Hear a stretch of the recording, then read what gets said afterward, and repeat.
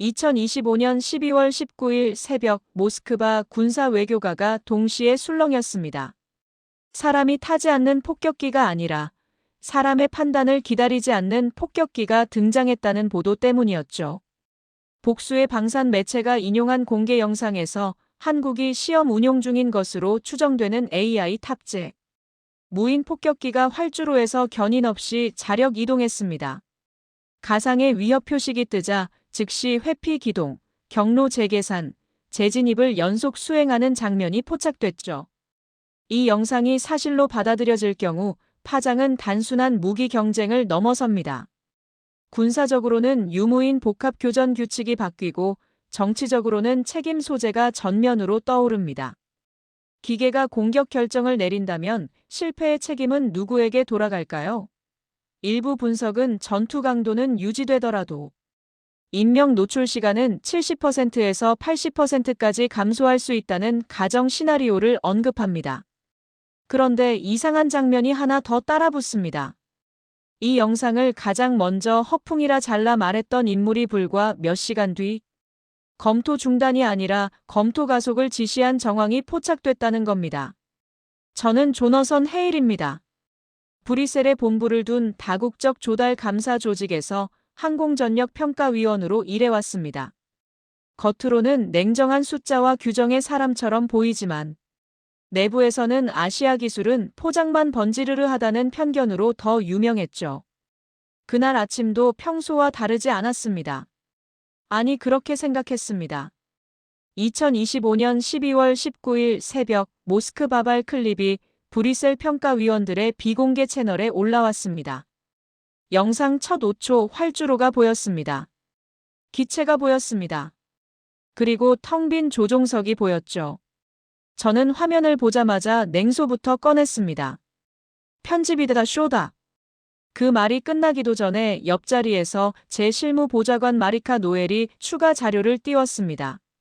러시아 국영 채널 해설이 같은 영상을 반복 중이었습니다. AI 파일럿이 위협을 인지해 회피 후 재진입이라는 자막 문구가 통일돼 있었죠. 영상 업로드 시점이 모스크바 시간 기준 자정 직후에 집중돼 있었습니다. 그 순간 제 눈이 딱 한 곳에 꽂혔습니다. 기동 자체가 아니라 기동 사이사이에 거의 보이지 않게 박힌 판단 간격이었습니다. 멈칫이 없었습니다. 인간이 조이스틱을 잡을 때 생기는 아주 작은 떨림이 영상에서 사라져 있었죠. 저는 어금니를 꽉 물었습니다. 이유는 단순했습니다. 이 영상이 사실이면 제가 10년 넘게 붙들고 있던 아시아는 이류라는 확신이 흔들리기 때문입니다. 흔들리는 순간 사람은 본능적으로 더 큰 소리로 부정하게 되죠. 제 편견은 신념이 아니라 경험의 상처에서 왔습니다. 2012년 동남아 현지 합동훈련에서 유럽산 무인 정찰 체계가 통신 장애로 추락했습니다. 현장 보고서의 책임이 아시아 협력사 통합 오류로 정리되며 제 경력이 한 번 꺾인 적이 있었죠. 그 사건 이후 저에게 아시아는 기술이 아니라 굴욕의 기억이 되었습니다. 그러나 그때의 아시아에 한국은 없었습니다. 한국은 그저 제 머릿속에서 한 덩어리로 뭉개진 채 같은 범주로 묶여 있었을 뿐이었죠. 그때 마리카가 한 장의 문서를 프린트해 제 앞에 내려놨습니다. 상단 도장에는 긴급 모스크바 정보 공유본이라고 적혀 있었습니다. 하단 문구는 더 불길했습니다. 영상 속 플랫폼, 유무인 복합 개념과 연계 가능성, 전력화 속도 빠른 평가. 제 손끝이 종이 모서리를 구겼습니다. 심장이 2번 뛰는 동안 머릿속에서는 10가지 계산이 돌아갔습니다. 이걸 또 하나의 과장이라 넘길 수 있을까요? 제가 숨겨온 과거가 이 영상을 다르게 보게 만들고 있는 건 아닐까요? 회의실 공기가 무거워졌습니다. 누군가 커피를 마시는 소리조차 또렷하게 들렸습니다. 저는 영상을 다시 재생했습니다. 1번, 2번, 3번. 볼 때마다 같은 결론이 떠올랐습니다. 이건 편집이 아닐 수도 있다는 것. 마리카가 조심스럽게 물었습니다. 위원장님, 어떻게 하시겠습니까? 저는 대답하지 못했습니다. 대답하지 못하는 순간이 이렇게 길게 느껴진 적이 없었죠. 제 안에서 두 개의 목소리가 싸우고 있었습니다. 하나는 이건 과장이다, 무시해도 된다는 목소리였습니다. 다른 하나는 만약 사실이라면 어떡하냐는 목소리였죠. 그 순간 제 휴대폰이 진동했습니다. 화면에 뜬 이름을 보는 순간 손이 얼어붙었습니다. 엘레나.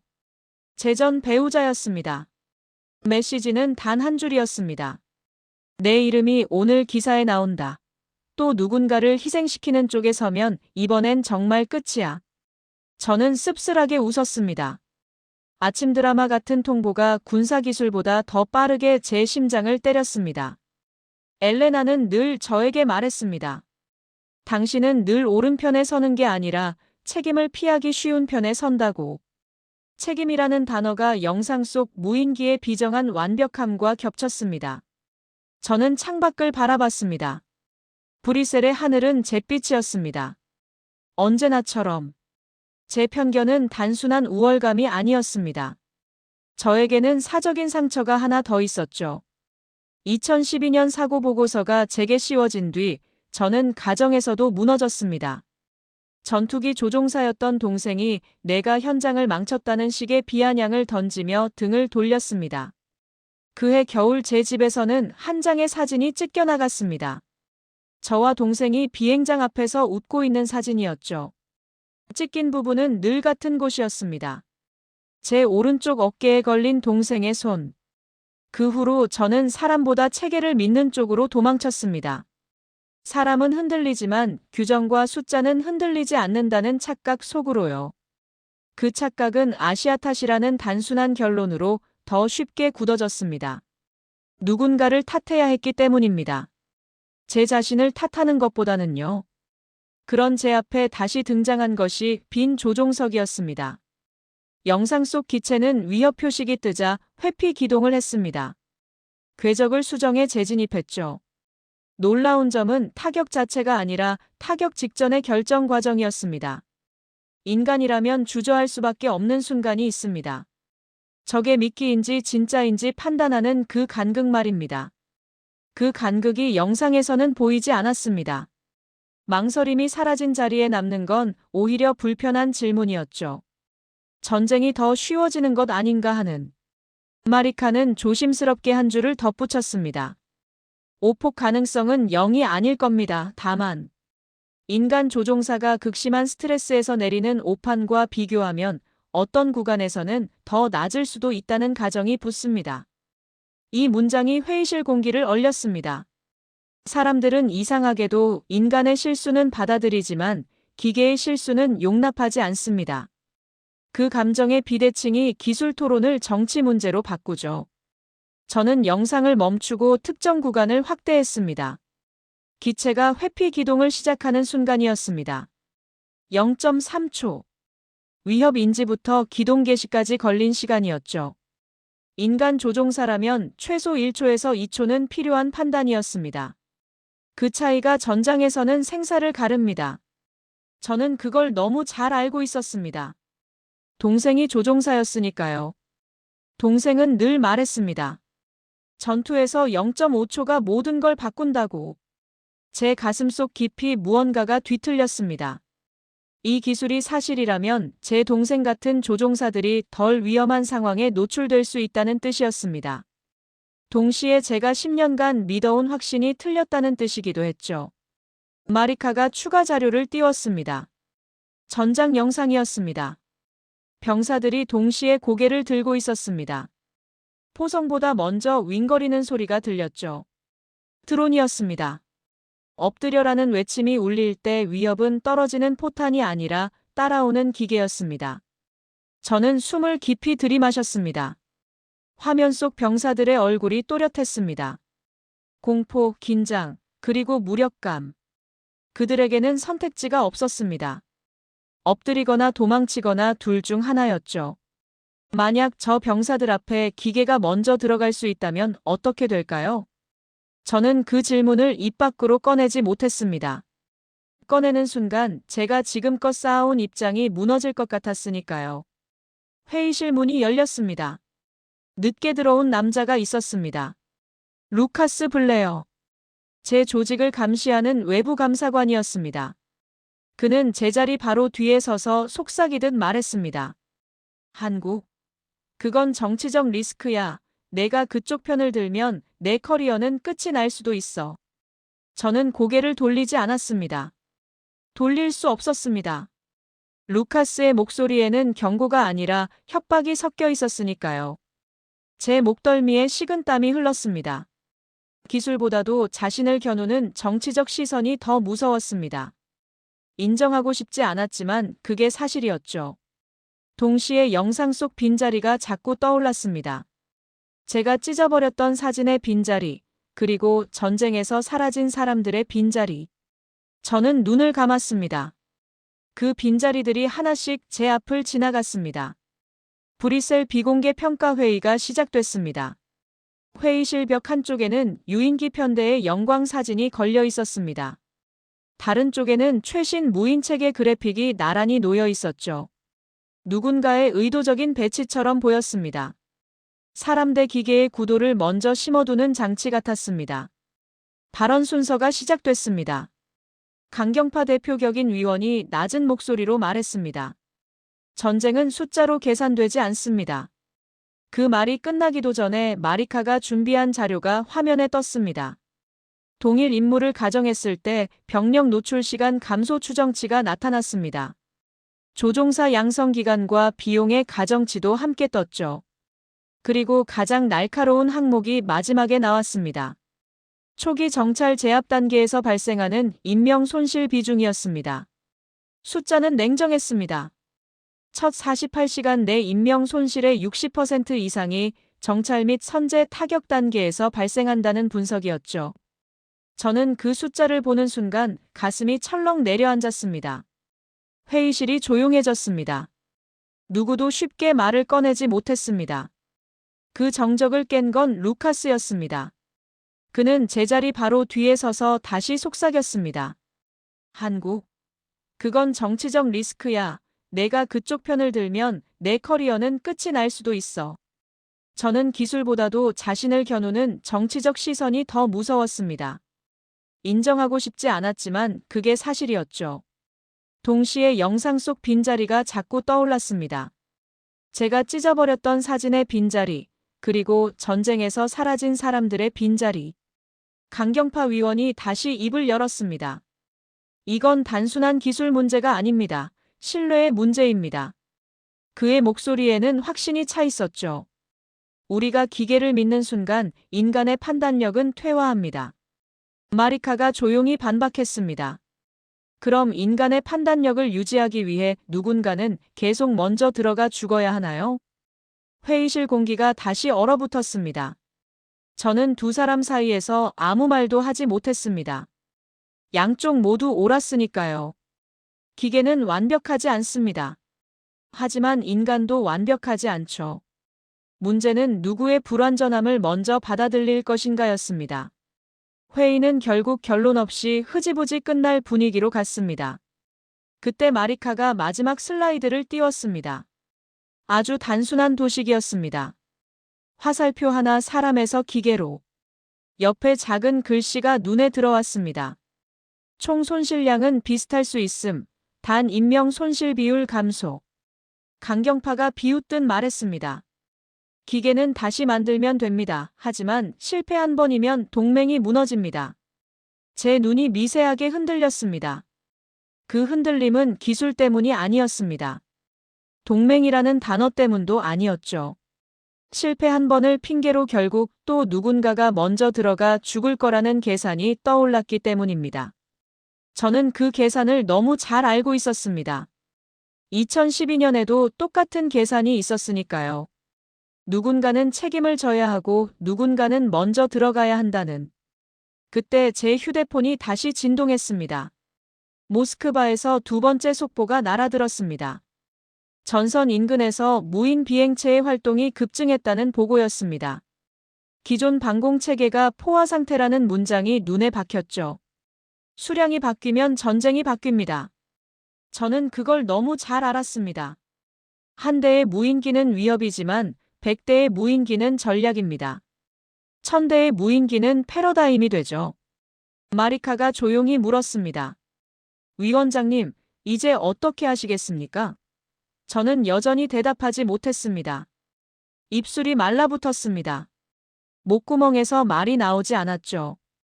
회의실 밖에서 발소리가 들렸습니다. 누군가 복도를 빠르게 걸어가고 있었습니다.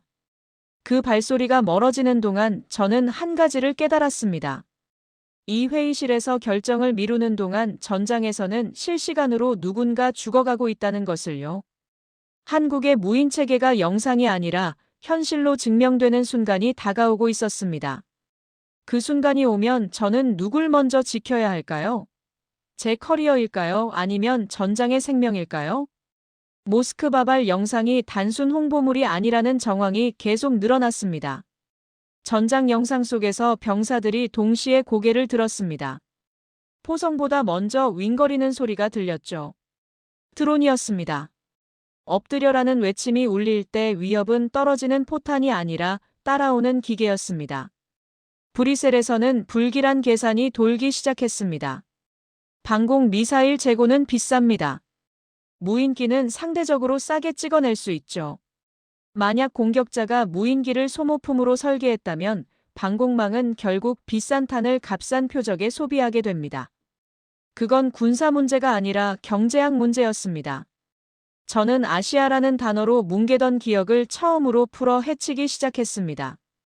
한국은 그 범주에 그냥 묶일 나라가 아니었습니다. 다르게 계산하는 나라일 수 있다는 가능성이 보이기 시작했죠. 마리카가 새로운 자료를 가져왔습니다. 한국의 방산 수출 추이였습니다. 2020년부터 2025년까지의 그래프가 화면에 떴습니다. 곡선이 가파르게 상승하고 있었죠. 숫자만 보면 믿기 어려웠습니다. 하지만 더 중요한 건 수출 품목의 변화였습니다. 초기에는 기본 무기 체계였습니다. 그러다 점차 복합 시스템으로 바뀌었죠. 최근에는 완전한 전력 패키지로 진화하고 있었습니다. 이건 단순한 제조업이 아니었습니다. 전쟁 개념 자체를 수출하고 있었던 겁니다. 루카스가 제 어깨 너머로 화면을 봤습니다. 그는 비웃듯 말했습니다. 숫자는 조작될 수 있어. 너는 감정으로 움직이면 안 돼. 규정대로 리스크라고 쓰면 끝이야. 마리카는 반대로 물었습니다. 규정대로 쓰면 그 다음엔 누가 먼저 들어가죠? 회의실에 잠깐 정적이 내려앉았습니다. 모두가 알지만 말하지 않던 질문이었기 때문입니다. 저는 창밖을 바라봤습니다. 브뤼셀의 하늘은 여전히 잿빛이었습니다. 저 하늘 아래 어딘가에서는 지금 이 순간에도 전쟁이 벌어지고 있었죠. 누군가는 엎드려 있고 누군가는 도망치고 있었습니다. 제 머릿속에서 2012년의 기억이 떠올랐습니다. 동남아 현지 합동훈련장이었습니다. 통신이 두절됐을 때 현장은 아수라장이 됐죠. 누구도 책임지려 하지 않았습니다. 결국 가장 약한 고리에 책임이 돌아갔습니다. 그게 저였습니다. 그때의 굴욕이 제게 편견을 심어줬습니다. 아시아는 믿을 수 없다는. 하지만 지금 생각해보면 그건 편견이 아니라 도피였습니다. 제 책임을 누군가에게 떠넘기기 위한 변명이었죠. 마리카가 다시 입을 열었습니다. 위원장님, 전선 보고가 또 들어왔습니다. 화면에 새로운 영상이 떴습니다. 밤하늘을 가로지르는 수십 개의 빗줄기였습니다. 방공 미사일이었죠. 하지만 요격률이 떨어지고 있었습니다. 이유는 간단했습니다. 표적이 너무 많았습니다. 방공 시스템이 우선순위를 계산하는 동안 일부 무인기는 이미 목표에 도달했죠. 수량이 질을 압도하는 순간이었습니다. 강경파 위원이 말했습니다. 보십시오. 이게 바로 무인 체계의 한계입니다. 완벽하지 않습니다. 저는 고개를 저었습니다. 처음으로 반박하고 싶었습니다. 완벽하지 않은 건 기계만이 아니라고, 인간도 완벽하지 않다고. 하지만 기계는 다시 만들 수 있지만 인간은 다시 만들 수 없다고. 그 말이 목구멍까지 올라왔지만 나오지 않았습니다. 루카스가 다시 속삭였습니다. 조너선, 현명하게 생각해. 내 미래를 생각해. 저는 눈을 감았습니다. 제 미래요? 제 미래는 중요했습니다. 하지만 전장에 있는 병사들에게는 미래 자체가 없을 수도 있었죠. 규정이 사람을 살리지 못할 때 누가 규정을 넘어설 수 있을까요? 그 질문이 제 가슴을 짓눌렀습니다. 저는 평생 규정 안에서 살아왔습니다. 규정이 저를 지켜줄 거라 믿었죠. 하지만 2012년 그 현장에서 규정은 저를 지켜주지 않았습니다. 규정은 책임을 물을 대상만 찾았을 뿐입니다.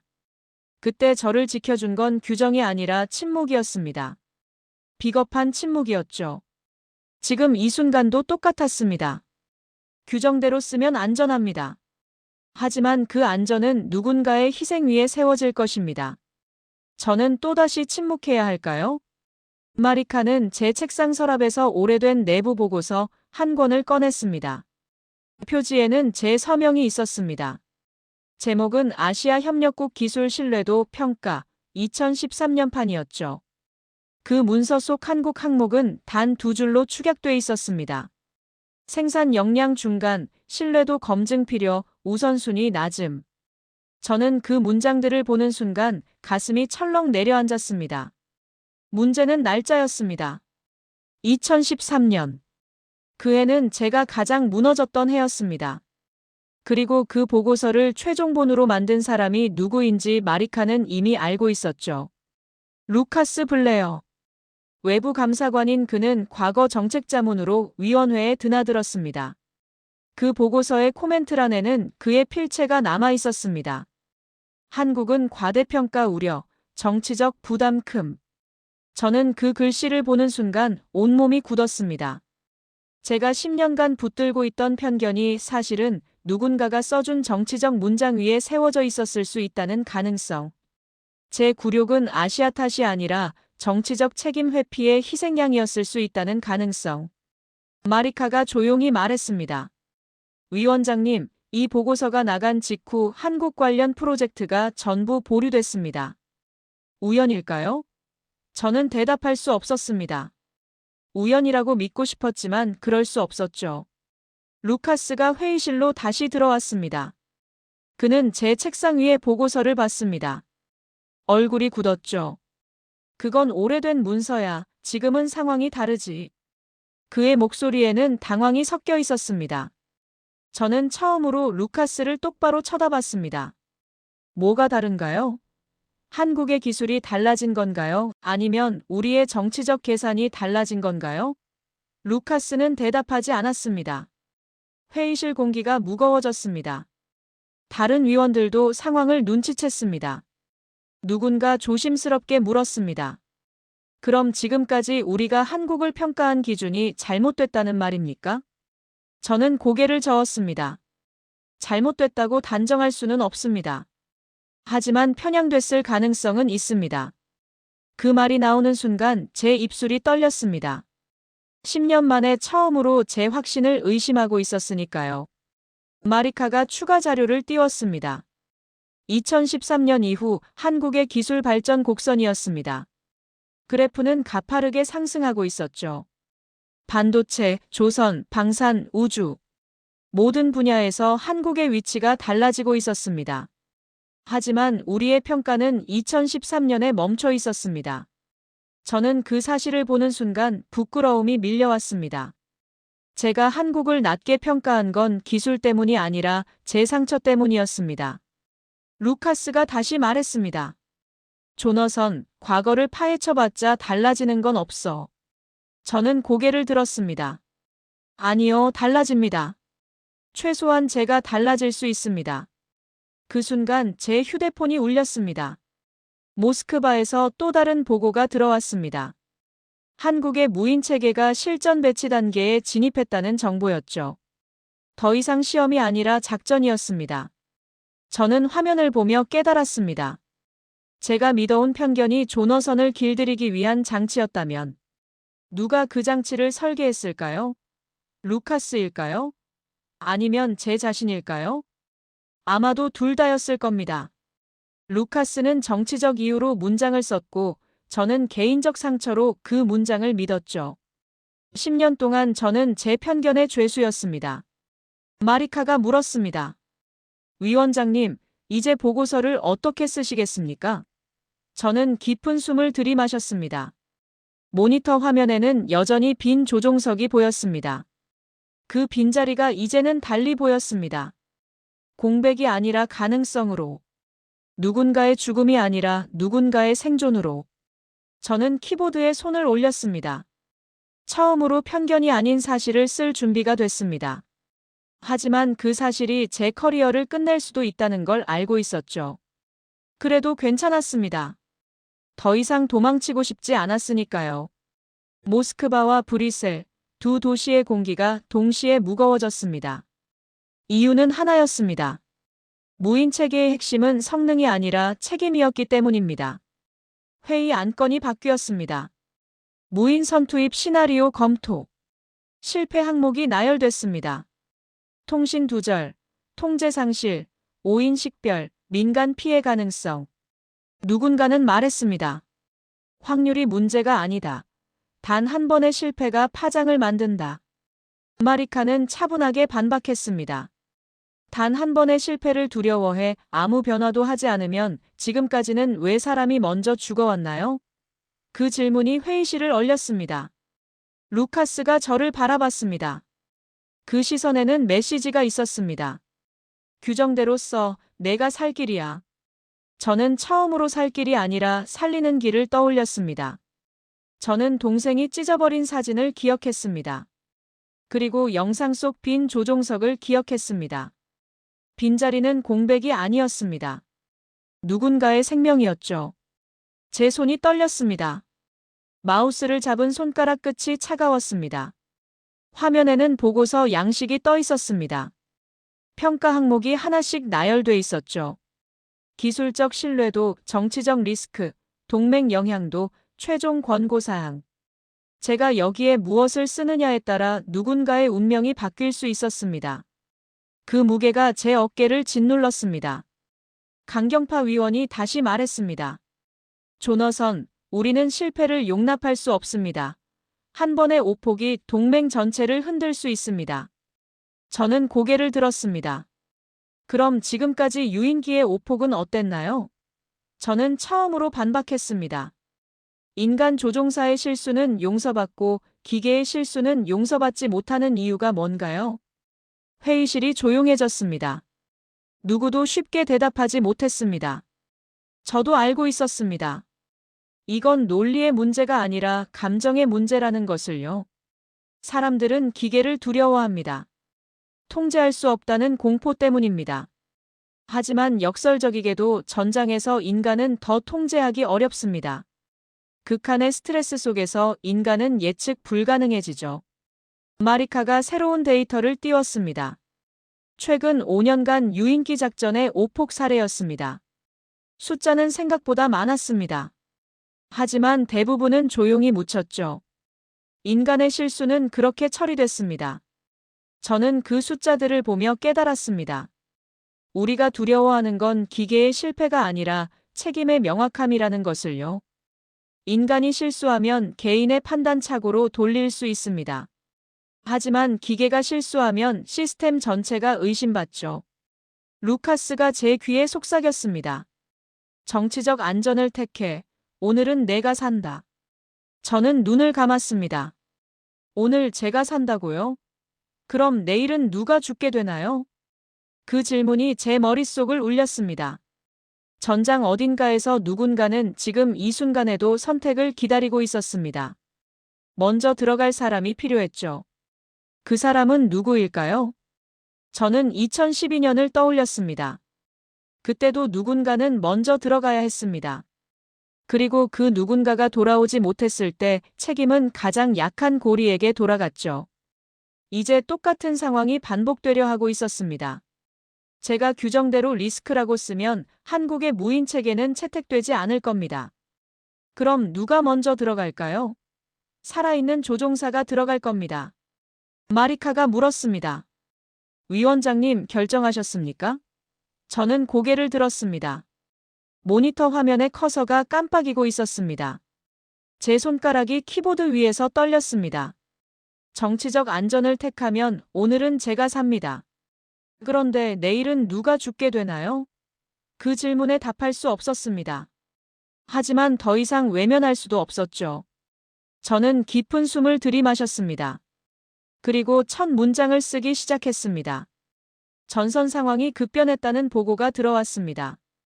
방공체계는 포화 상태였습니다. 대응 간격이 늘어났죠. 미사일 잔량은 빠르게 소모되는 중이었습니다. 이때 드러나는 냉정한 대조는 단 하나였습니다. 한쪽은 여전히 사람이 먼저 노출됐습니다. 한쪽은 기계를 먼저 보냈죠. 제 얼굴이 굳었습니다. 이건 기술 격차가 아니라 결정의 시간차라는 걸 알아차렸기 때문입니다.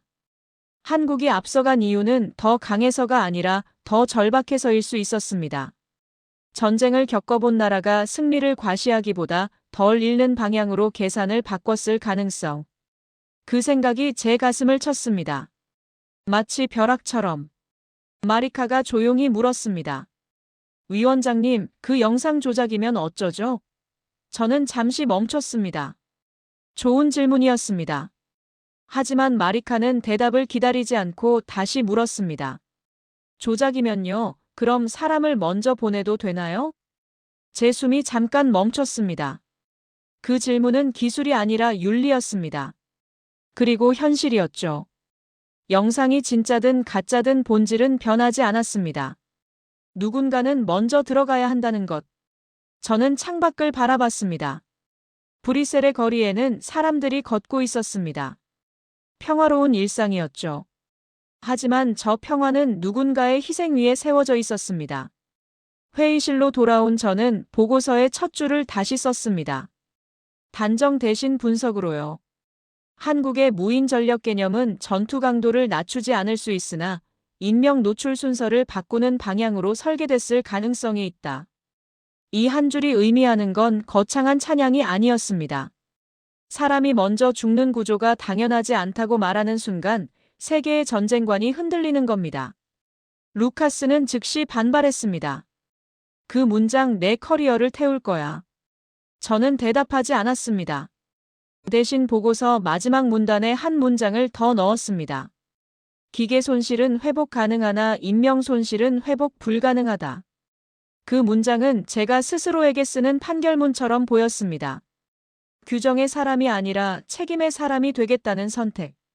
그리고 그 선택이 어디까지 이어질지는 아직 확정할 수 없었죠.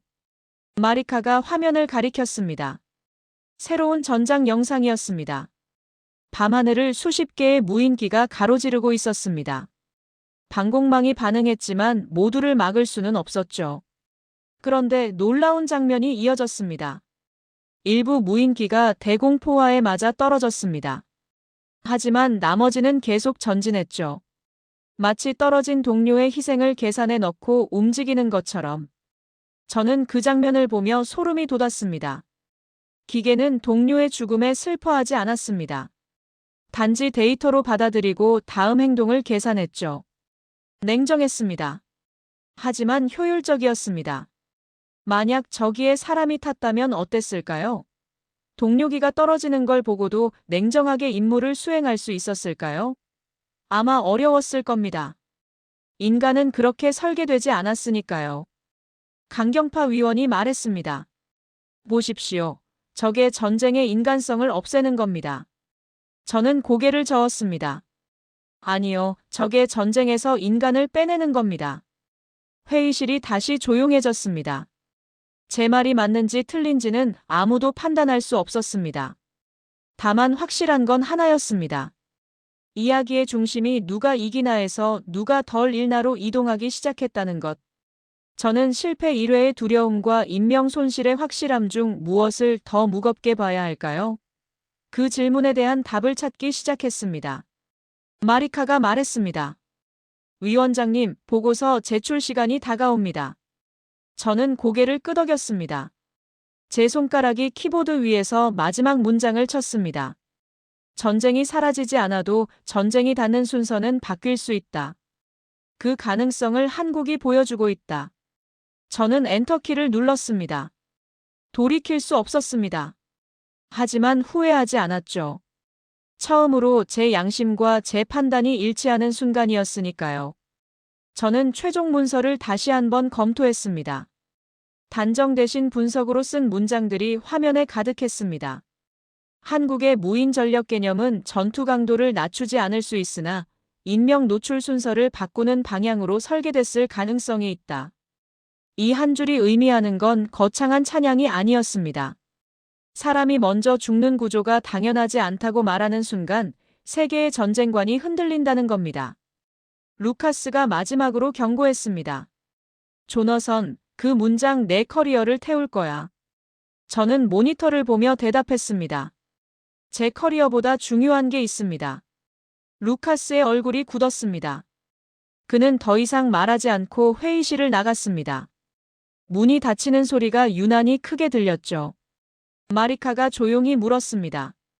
위원장님, 정말 괜찮으신가요? 저는 고개를 끄덕였습니다. 괜찮습니다. 아니, 괜찮아질 겁니다. 제 손이 마우스를 잡았습니다.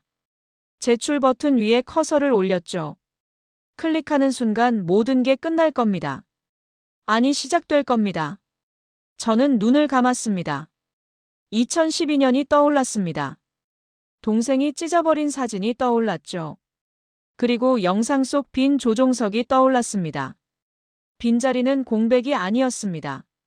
누군가의 생명이었습니다. 누군가의 미래였죠. 제가 이 보고서로 바꿀 수 있는 건 작은 것일 수도 있었습니다. 하지만 작은 변화가 모여 큰 변화가 됩니다. 저는 눈을 떴습니다. 그리고 클릭했습니다. 보고서가 제출됐습니다. 화면에 확인 메시지가 떴습니다. 돌이킬 수 없었습니다. 하지만 후회하지 않았죠. 마리카가 말했습니다. 위원장님, 용감한 결정이셨습니다. 저는 고개를 저었습니다. 용감한 게 아니라 당연한 겁니다. 너무 늦었을 뿐이죠. 그날 저녁 제 휴대폰이 울렸습니다. 엘레나였습니다. 저는 조심스럽게 전화를 받았습니다. 여보세요. 엘레나의 목소리가 들렸습니다. 기사 봤어. 내가 쓴 보고서 말이야. 저는 숨을 죽였습니다. 엘레나가 계속 말했습니다. 처음으로 내가 옳은 일을 한 것 같아. 그 말에 제 가슴이 뭉클했습니다. 엘레나는 더 이상 말하지 않고 전화를 끊었습니다. 짧은 통화였지만 충분했습니다. 며칠 후 전선에서 보고가 들어왔습니다. 한국의 무인 체계가 실전에서 운용되기 시작했다는 소식이었습니다. 초기 정찰 단계에서 인명 손실이 크게 감소했다는 분석도 함께 왔죠. 물론 완벽하지는 않았습니다. 일부 오작동도 있었고 통신 두절 사례도 보고됐습니다. 하지만 중요한 건 사람이 먼저 들어가지 않았다는 점이었습니다. 저는 그 보고를 보며 깨달았습니다. 한국이 바꾼 건 무기가 아니라 순서라는 것을요. 전쟁의 강도는 비슷할 수 있습니다. 하지만 누가 먼저 위험에 노출되는지는 바뀔 수 있죠. 마리카가 새로운 자료를 가져왔습니다. 다른 나라들도 유사한 개념을 검토하기 시작했다는 분석이었습니다. 한국이 보여준 가능성이 파장을 만들고 있었죠. 저는 창밖을 바라봤습니다. 브뤼셀의 하늘은 여전히 잿빛이었습니다. 하지만 이제는 그 하늘이 조금 다르게 보였습니다. 전쟁은 사라지지 않을 겁니다. 인류 역사가 증명하듯이요. 하지만 전쟁이 닿는 순서는 바뀔 수 있습니다. 사람이 먼저 죽는 구조가 당연하지 않다고 말하는 순간 모든 게 달라지기 시작합니다. 제가 쓴 그 한 줄이 실제 전장에서 사람이 먼저 들어가지 않는 결정으로 이어질 수 있을까요? 아직은 모릅니다. 하지만 최소한 시작은 했습니다. 저는 모니터를 껐습니다. 업무 시간이 끝났죠. 가방을 챙기며 마리카에게 말했습니다. 수고했습니다. 내일 봅시다. 밖으로 나서는 순간 찬 바람이 얼굴을 스쳤습니다. 차가웠지만 상쾌했습니다. 저는 깊은 숨을 들이마셨습니다. 10년 만에 처음으로 제 선택이 떳떳했습니다. 제 판단이 누군가를 살릴 수 있다는 가능성. 그게 제게는 어떤 커리어보다 소중했습니다. 집으로 가는 길에 제 휴대폰이 울렸습니다. 모르는 번호였습니다. 저는 전화를 받았습니다. 목소리가 들렸습니다. 조너선 헤일 위원장님이십니까? 네, 그렇습니다. 상대방이 말을 이었습니다. 당신의 보고서 덕분에 오늘 우리 조종사 한 명이 위험한 임무에서 제외됐습니다. 감사합니다. 전화가 끊겼습니다. 저는 한동안 그 자리에 서 있었습니다. 눈물이 날 것 같았습니다. 하지만 참았죠. 집에 도착해 서랍을 열었습니다. 찢어진 사진이 있었습니다. 저와 동생이 비행장 앞에서 웃고 있는 사진. 저는 그 사진을 꺼내 책상 위에 올려놨습니다. 이제 그 빈자리가 조금은 채워진 것 같았습니다.